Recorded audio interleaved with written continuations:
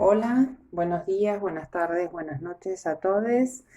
Soy Cristina Viano, integrante de este equipo, y lo que vamos a trabajar tiene que ver con el inicio del núcleo 4 de nuestro programa, que está enteramente dedicado a los planteos ya introducidos de lleno en el siglo XX.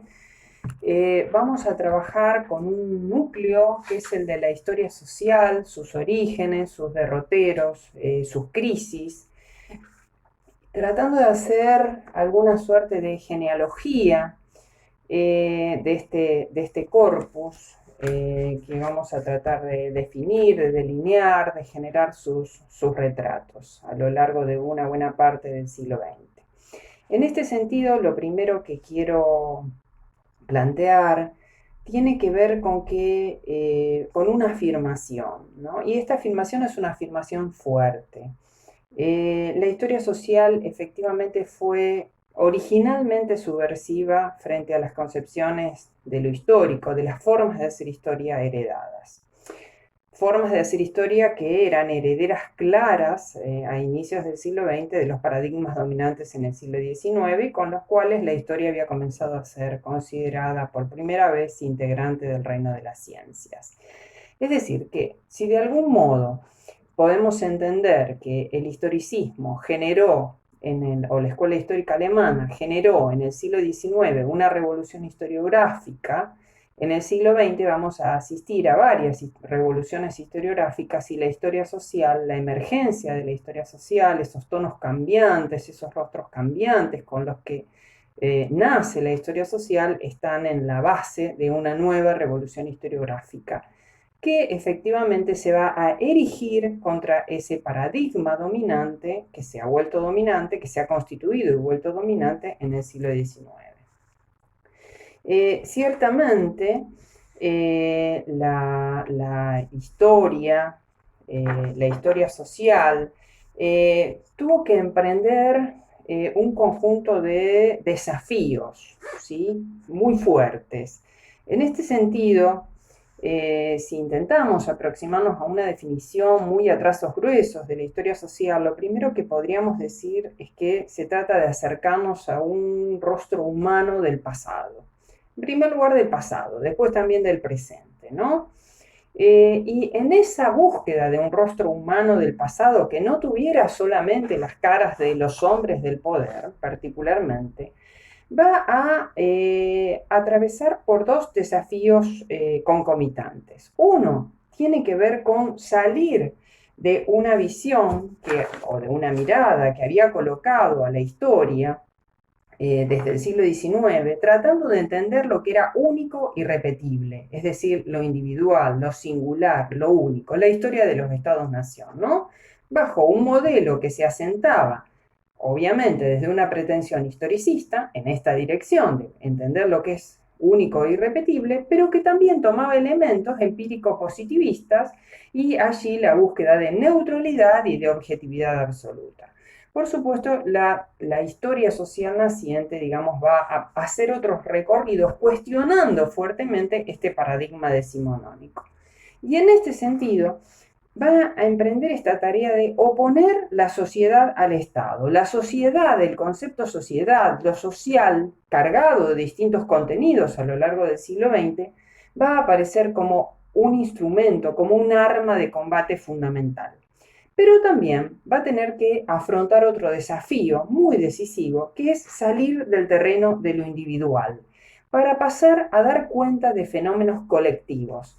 Pero en esta búsqueda de dar cuenta de fenómenos colectivos no puede transformarse meramente en sociología, ¿verdad? Entonces aquí, digamos, hay un territorio de disputa con la sociología que, recordemos, ya en palabras de Durkheim, había colocado a la historia en un territorio de auxiliar de la propia sociología. La historia sería quien proveyera de datos, perdón, a la sociología, porque si dejara de hacer eso, pasaría a ser sociología directamente. Entonces la historia tiene que, conservando una identidad, pasar a ser algo fuertemente diferente. Es decir, buscar esos acentos colectivos, de la vida social.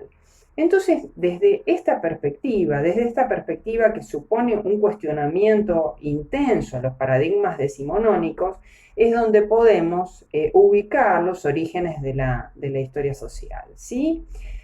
Orígenes de una historia social cuyas primeras voces críticas respecto del paradigma decimonónico empiezan a verse tibiamente a fines del siglo XIX, pero que a las primeras décadas del siglo XX ya estas voces van a ser más potentes y van a ser más colectivas con el paso de las décadas, ¿sí? Entonces con lo que nos vamos a encontrar es que van a aparecer distintos enfoques que van a entender lo social desde una cantidad de perspectivas variadas, ¿no? Que van a tener distintos anclajes teóricos, distintos marcos nacionales, inclusive que, bueno, van a contribuir fuertemente a complejizar nuestro conocimiento de las sociedades pasadas y también más adelante, insisto, en las del propio presente. Entonces, compartiendo este clima oposicional, van a aparecer, por lo menos vamos a identificar originalmente, tres grandes vertientes que por supuesto van a ir ramificándose. A ver, si construir un mapa de distintas vertientes de comprensión de lo social en el siglo XIX ha sido relativamente sencillo, el siglo XX nos va a enfrentar a un notable desafío en la medida en que conforme vayamos avanzando en el desarrollo del siglo, vamos a ir encontrando una urdimbre de vertientes que dialogan, que disputan y que van a ser en ocasiones difíciles de identificar. Nosotros hemos priorizado en estos desarrollos de la historia social algunas que nos parecen significativas y que no podemos obviar en el derrotero de nuestra materia. Entonces, volviendo al eje que quería plantear, en relación a marcar que hay por lo menos tres vertientes iniciales de la historia social, no en orden de significación, simplemente es un orden narrativo. La primera que quiero plantear tiene que ver con una perspectiva que ha quedado muy anudada a los sentidos originales y perdurables también de la historia social, y que tiene que ver con entender a la historia social como una historia de, vamos a decirlo con Gramsci, ya que lo hemos atravesado, como una historia de las clases subalternas, ¿sí? Como una historia de los movimientos de pobres, de trabajadores, etcétera, etcétera, de organizaciones obreras, de organizaciones socialistas y revolucionarias. Bueno, y aquí ustedes se preguntarán, bueno, pero esta historia es estrictamente heredera del pensamiento de Marx, sí y no. En algunos, digamos, en algunos cultivadores sí, en otros no. Lo cierto es que, y esto sí es algo que me interesa señalar particularmente, no tenemos que olvidar que parte de esta historia social abreva en unos orígenes militantes y no estrictamente académicos, ¿sí? En muchas ocasiones son militantes, diríamos intelectuales orgánicos, vinculados a distintas tradiciones del movimiento obrero, quienes se ocupan, digamos, de recuperar la propia historia de las luchas, de los liderazgos, de las huelgas, de las acciones de protesta, de las distintas organizaciones. Recordando también que la historia del movimiento obrero tiene una amplia historia cultural, diríamos, una red de instituciones educativas, de textos, de editoriales, de periódicos, de los cuales obviamente toda esta vertiente se va a nutrir muy fuertemente. Entonces aquí tenemos una vertiente de historia social que vamos a recuperar en otro momento de nuestra materia, muy significativamente. Por otra parte, nos encontramos con otra rama que tiene que ver con colocar bajo la égida de la historia social también tratar de comprender ese plano de la vida cotidiana de las distintas sociedades, lo que serían las maneras, las costumbres, sin dirigir la mirada a ningún sector social en particular, sino tratar de comprender la urdimbre de la vida cotidiana del colectivo social. Evidentemente, ustedes se darán cuenta que aquí, digamos, ese territorio de los grandes hombres, tanto en la primera como en la segunda y en la que vamos a ver ahora, en la tercera vertiente, ese territorio de una historia definida por el accionar consciente y racional de los grandes hombres o de los hombres de Estado, ha sido absolutamente desplazada de su centro. Una última acepción importante, ciertamente, es la que va a combinar lo social con lo económico, denominándose historia económico-social o socioeconómica. Y se va a caracterizar, depende en las perspectivas, por el predominio analítico del primero o del segundo término, o de lo social o de lo económico, ¿sí? Obviamente estas distintas vertientes van a compartir la inquietud por intentar definir lo social, la vida en sociedad, es decir, van a buscar los acentos colectivos de la vida y del pasado. Yo les planteaba que la búsqueda de la historia social tiene que ver con devolver un rostro humano que no sean precisamente los rostros del poder, ¿sí? Más adelante, en la segunda mitad del siglo, particularmente desde los años 60 en adelante, va a haber una fuerte insistencia en buscar no solamente un rostro humano, sino también un rostro humano con género, generizado, ¿sí? Eso va a ser un tema específico de tratamiento en nuestra materia dentro de poco. Entonces, haciendo este planteo muy general de estos orígenes, digamos, opositores, que tienen que ver con momentos donde la vida social y política se ve muy conmovida, donde el capitalismo ha expandido sus tentáculos prácticamente al conjunto del planeta, donde las consecuencias de la revolución industrial y de las tropelías colonialistas en el resto del mundo son muy visibles para las mayorías de la vida social, donde la Primera Guerra genera un impacto muy intenso, la guerra, la crisis posterior, la crisis del 29, luego la Segunda Guerra, digamos, van a ser como una trama que vuelva la mirada sobre los problemas sociales entendidos colectivamente, y de esa situación se va a hacer cargo la historia social, entendida ya, digamos, fuera del territorio de esa historia del siglo XIX que planteaba lo único, lo no comparativo. Digamos, la historia va a adentrarse en un conjunto de territorios nuevos, por decirlo de alguna manera. En ese camino, en esos caminos, nosotros nos vamos a topar con una vertiente muy potente que ha ejercido a lo largo de su larga historia un fuerte influjo más allá del escenario que la vio nacer. Si de algún modo el siglo XIX estuvo signado por ese modelo alemán de hacer historia, modelo que se irradió primero en Europa y por supuesto en América Latina, con esta vertiente que vamos a considerar por un ratito, también va a ocurrir algo similar. Me estoy refiriendo a la escuela de Annales, que es que nace en Francia,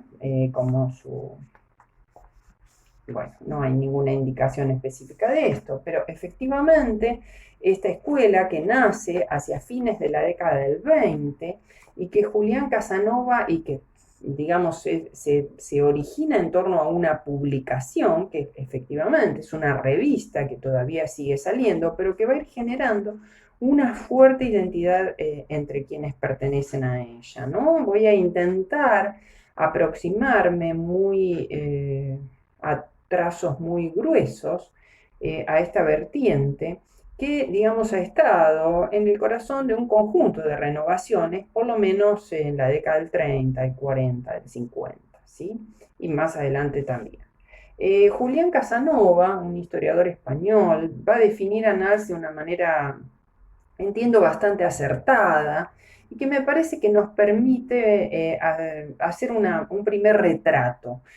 Un retrato que no es nada sencillo, porque el retrato intelectual e historiográfico de Annals es complejo, porque del mismo modo que la historia social habla distintas lenguas, digamos, tiene distintos lenguajes, adentro mismo de Annals también nos vamos a encontrar con este mismo problema. Lo cierto es que Casanova define a Annals como un círculo que se inició en los años 30 como reacción frente a lo existente, es decir, frente a esa historia política fuerte, ¿no? Como un círculo que va a suponer una reconstrucción de la historia sobre unas bases científicas, dice Casanova, tomando conceptos prestados de otras ciencias que va a acabar desintegrándose en múltiples direcciones hacia los años 70, tantas direcciones que ha dejado perplejo a muchos de sus admiradores.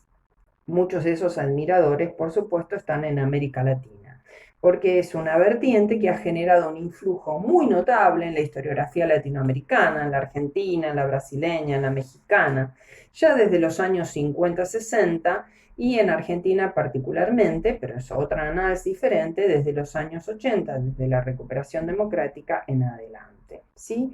Lo que voy a tratar de hacer es plantear algunas líneas muy generales de identificación de la escuela de Annals, ¿por qué nos importa? Porque particularmente esta vertiente, digamos, aparece como una vertiente sobre la cual hay, por supuesto, infinidad de textos, leyendas laudatorias y leyendas no tan laudatorias, sus mismos integrantes se han encargado de historizarla. Bueno, hay fuertes polémicas también en relación a cómo comprenderla. Yo lo que voy a tratar de hacer es delinear algunos aspectos generales de Annals, cuyos padres fundadores, insisto, fueron Marc Bloch y Lucien Febvre. Digo, si la revolución historiográfica del siglo XIX está vinculada o simbolizada en la figura de Ranke, una de las revoluciones historiográficas del siglo XX va a estar simbolizada en las figuras de Marc Bloch y de un miembro de la segunda generación, que es Fernand Braudel. En Annals aparecen un conjunto de elementos que me parece que son importantes de situar en este pasaje. Digamos, hay una fuerte, en primer lugar yo situaría un fuerte rechazo hacia esa historia política desde arriba, ¿sí? O a esa historia política de arriba exclusivamente, ni siquiera vale decir desde arriba.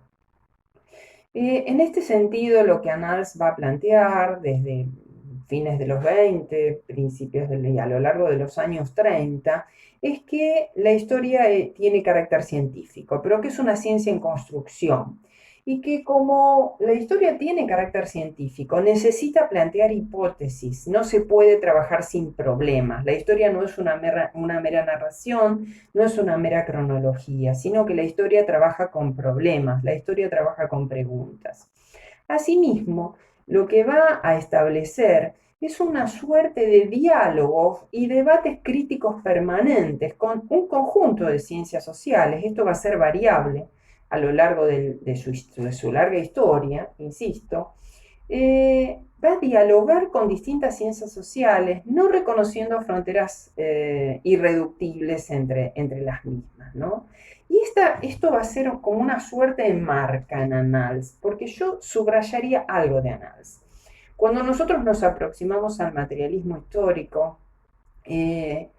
cuando nos aproximamos al positivismo, encontramos una impronta teórica muy fuerte, ¿sí? Distintas, claramente, pero improntas teóricas. Pues bien, en Annals no nos vamos a encontrar con una teoría del cambio social definida. Nos vamos a encontrar más bien con una fuerte renovación en el terreno metodológico, distinta a lo largo de su historia, claro está, y también nos vamos a encontrar con fuertes préstamos tomados de otras disciplinas sociales y tomados de distintos marcos teóricos y metodológicos. ¿Sí? Esto me parece que tenemos que recuperarlo y registrarlo como un aspecto general. Por otra parte, en Annals va a aparecer, por lo menos en la primera y la segunda generación, una ambición de realizar una síntesis histórica global.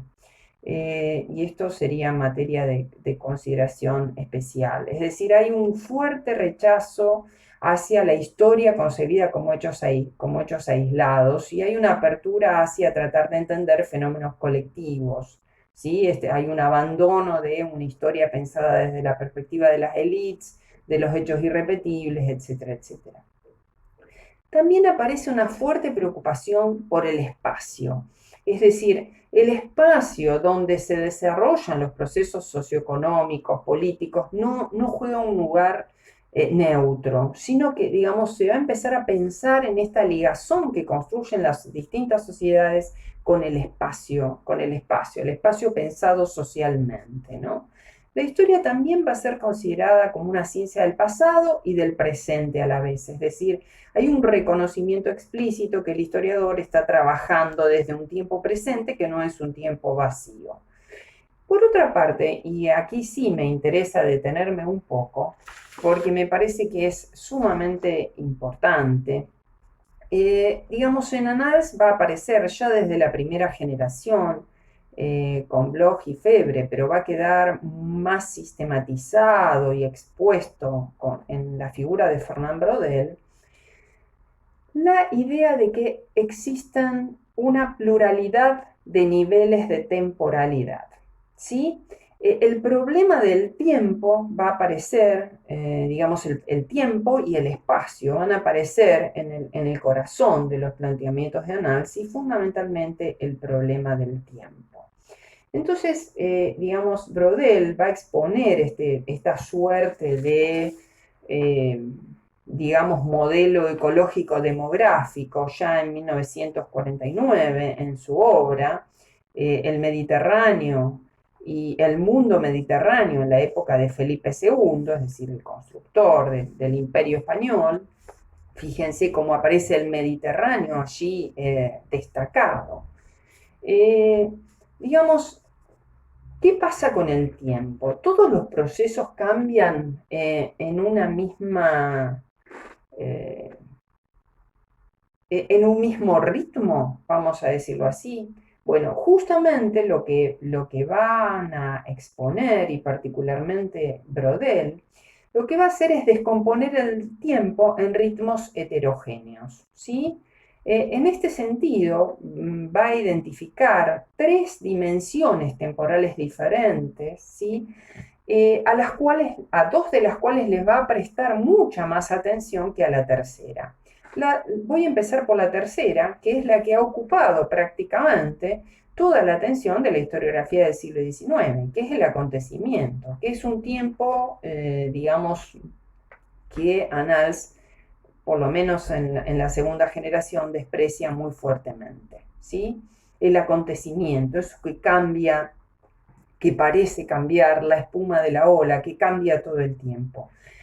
Por la estructura profunda de la sociedad, van a encontrar un tiempo de larga duración. Y cuidado, porque si bien nos vamos a encontrar con el término estructura, la concepción de la estructura o de la larga duración no tiene que ver con la concepción de estructura que viene del materialismo histórico o del propio Marx, sino que por estructura van a entender, y particularmente Braudel va a intentar una aproximación, digamos, definiéndola como una realidad que el tiempo desgasta y arrastra durante un largo periodo. Entonces, la estructura es algo que pervive durante mucho tiempo, que se convierte en un elemento estable en la vida de infinidad de generaciones, que recarga la historia, dice Braudel, que estorba, que dirige su evolución. Otras se desmoronan antes, pero ¿qué puede ser una estructura? Una realidad biológica, límites en la productividad, mandamientos espirituales. Y acá algo importante que después va a emerger con fuerza más adelante, por la vía de la historia de las mentalidades, Braudel ya va a señalar que los marcos mentales son también prisioneros de la larga duración. Y el tercer tiempo es la coyuntura, que es una suerte de tiempo intermedio, que serían una suerte de conjunto de condiciones articuladas entre sí que caracterizan un momento en el movimiento global de la materia histórica, ¿no? se trata de todas las condiciones, dice Brodel, psicológicas, políticas, sociales, digamos, y acá van a recuperar de la historia, de la teoría económica, la idea de crisis y la reiteración periódica de estas crisis, ¿no? Bueno, lo cierto es que esta descomposición del tiempo, ¿a qué obedece? La importancia que tiene la descomposición del tiempo en distintos niveles, ¿sí? En el pensamiento y en la práctica historiográfica brodeliana. Y en este sentido, lo que tenemos que subrayar, evidentemente, digo, la primera generación se dedicó desde el 29 hasta el 56, independientemente de que la primera generación, más allá de sus padres fundadores, quedó en manos de Fernand Braudel, ya que Marc Bloch fue fusilado por la ocupación nazi en Francia, era un miembro muy destacado de la resistencia. Y esta vertiente dentro de la primera generación de activista que, digamos, estaba representada en la figura de Bloch, quedó un poco anulada dentro de la historia de la propia Annales, predominando la vertiente de Lucien Febvre, digamos que de alguna manera privilegió la construcción historiográfica disociada, divorciada de una suerte de compromiso político. Y esto ha sido una constante en la historia de Annales en todas las décadas posteriores, esta disociación. En este sentido, hacia 1956, en pleno auge del estructuralismo, digamos, la figura de Braudel se va a convertir hasta 1968 en la gran figura que nuclee caracterizadora de esta segunda generación de Annales.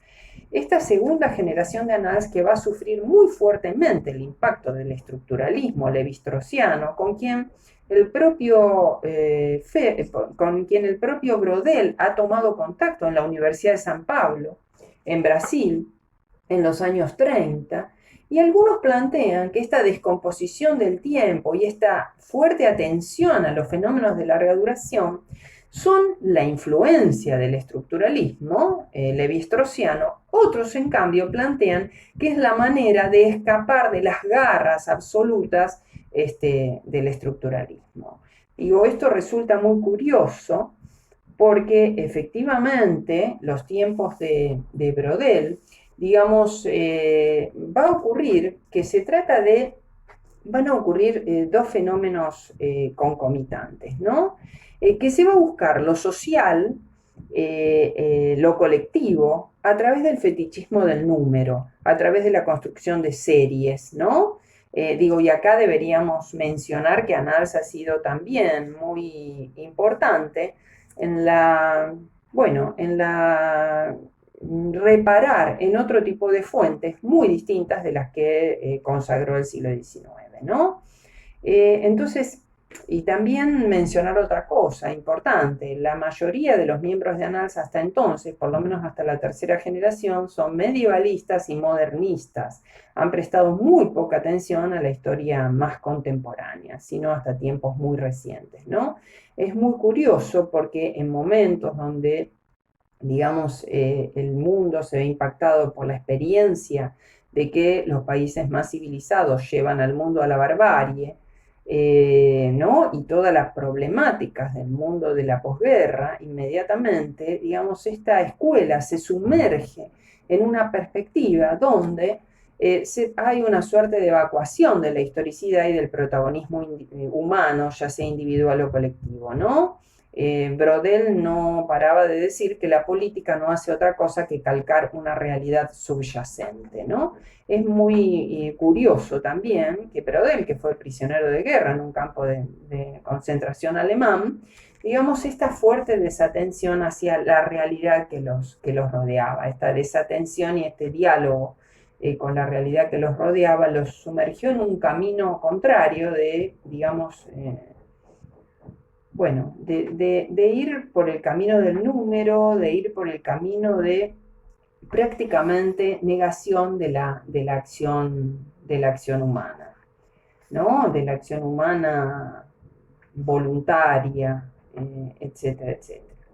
Entonces, por una parte tenemos que una de las improntas es este diálogo tan fuerte con la historia económica y la búsqueda a través de lo social, a través del número, de lo cuantitativo, ¿sí?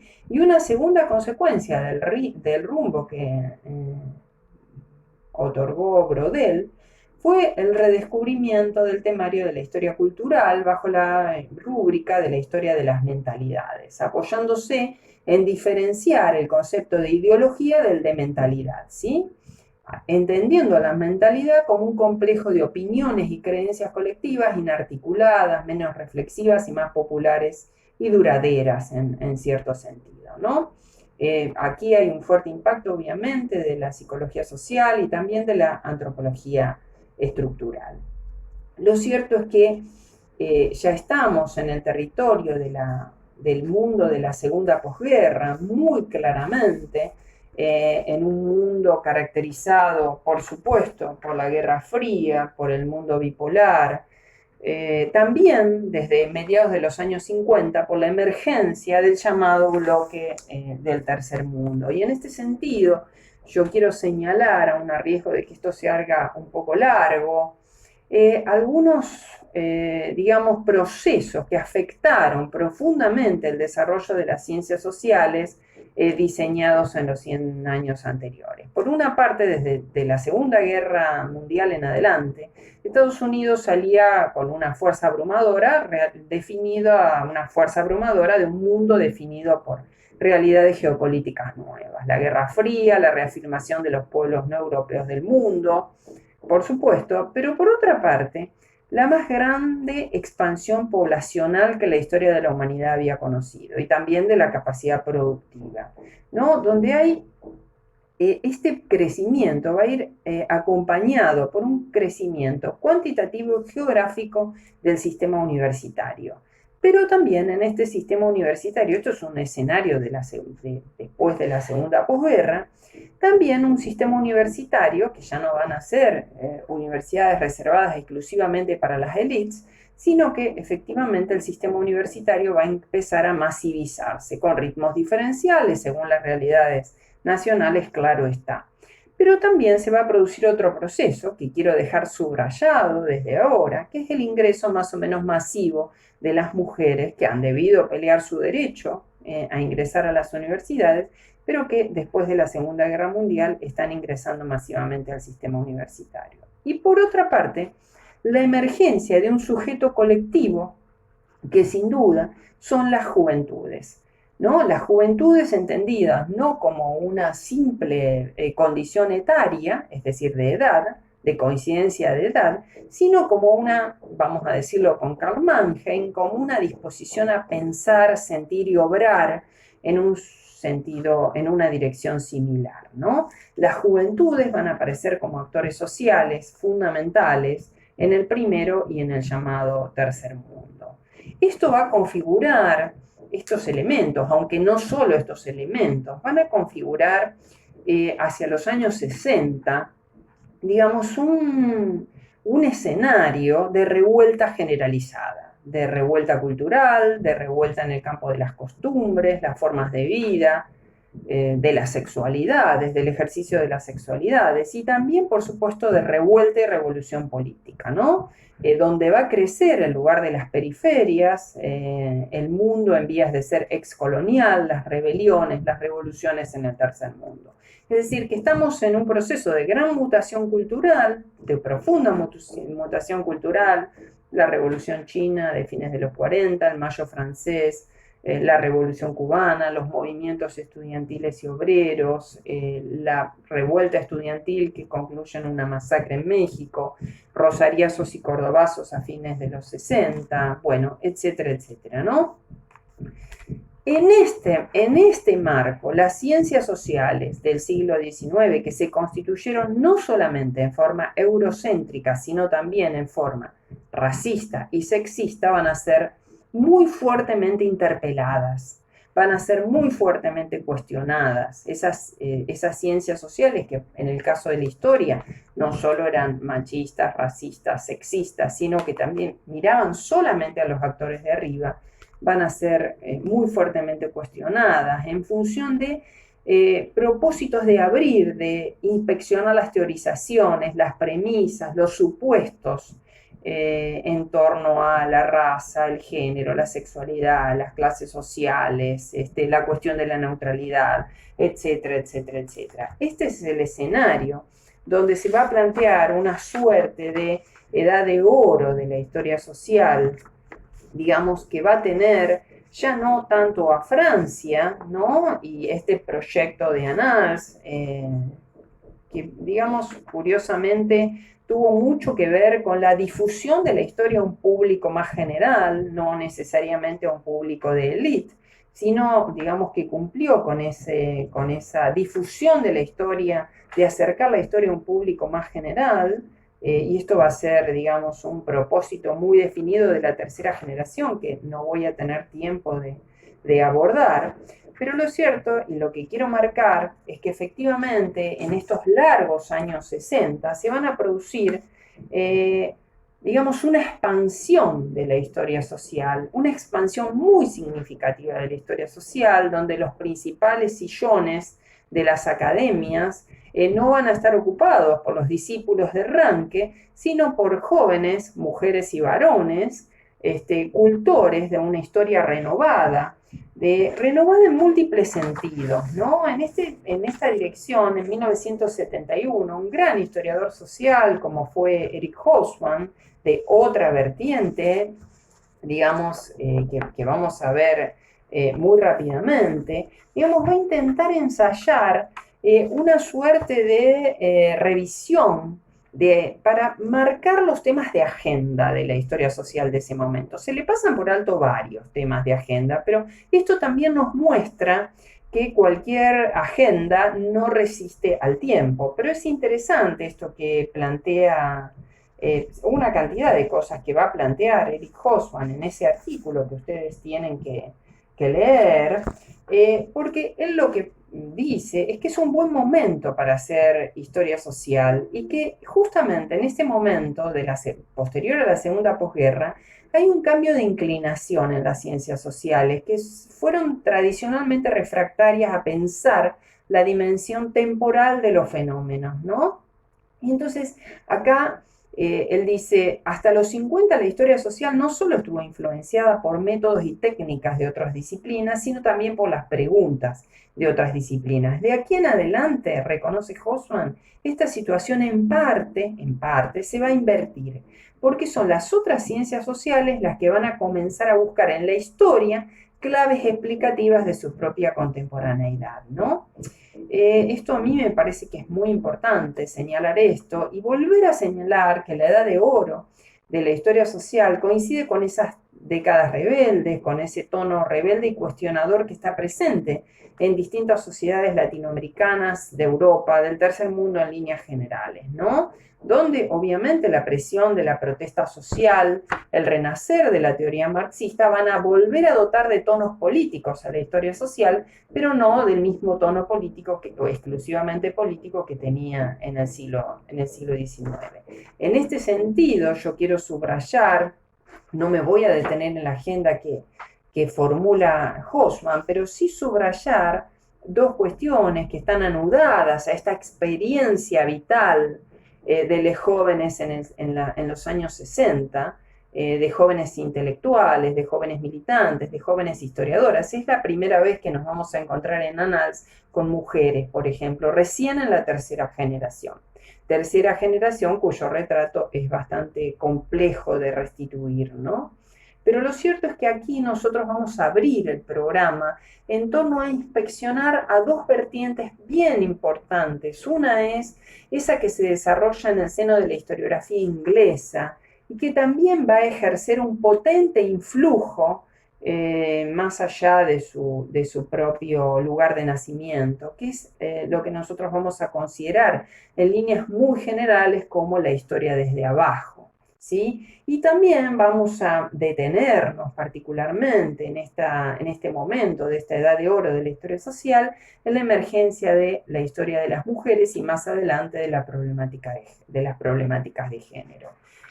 Algunas cuestiones que no quiero que se me pasen por alto en esta exposición, tal vez un poco acelerada, de un tema que reclamaría, bueno, profundidad, complejidad, pero que ustedes podrán ir realizando a través de las lecturas que nosotros les proponemos, tiene que ver con señalar algunas de las transformaciones de esta suerte de edad de oro que se van a producir, por supuesto que son parte de un proceso de acumulación, pero que se van a producir, van a tomar más cuerpo, más forma, más densidad en esta edad de oro de la historia social, que tiene que ver con una constatación primera, ¿no? Es que la realidad está social e históricamente construida.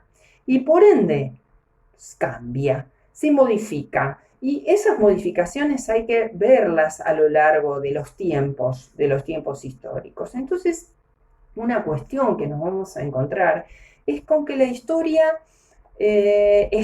aparece estallada en el sentido de qué se ocupa la historia. Esa historia que se ocupaba exclusivamente de la política de los grandes hombres va a empezar a ocuparse de todas las regiones de la experiencia humana. Paulatinamente, digamos, vamos a ver campos en fragmentación, ¿sí?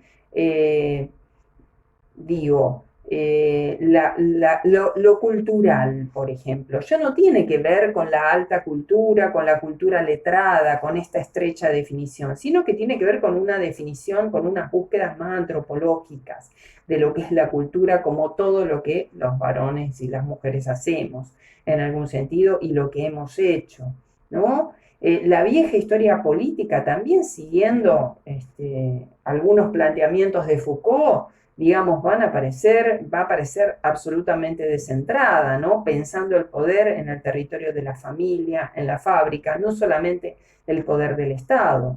La historia nacional debe competir entonces con la historia local, antes confiada a los anticuarios y a los aficionados, con la historia mundial y hoy con la historia transnacional y conectada. Es decir, la historia social arrancó con la comparación entre realidades nacionales y hoy estamos pensando más en lógicas de globalización mediante, claro, de lo transnacional, de lo conectado, sin ninguna duda, ¿no? Entonces vuelvo a esta idea de que la nueva historia de los 60 empieza a interesarse prácticamente por todas las actividades humanas, ¿no?